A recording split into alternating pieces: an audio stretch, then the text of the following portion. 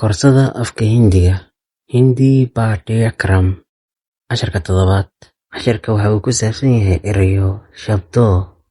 Erayo ayaa laga wadaa. Casharka waxaan ku baran doonaa erayadan aaj, kal, gari, nahi. Aaj waxaa laga wadaa maanta.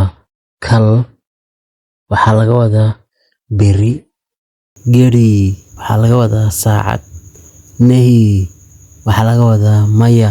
Casharkani waa casharka 49aad. Waxa uu ku saabsan yahay meera parivaar, qoyskeyga laga wadaa.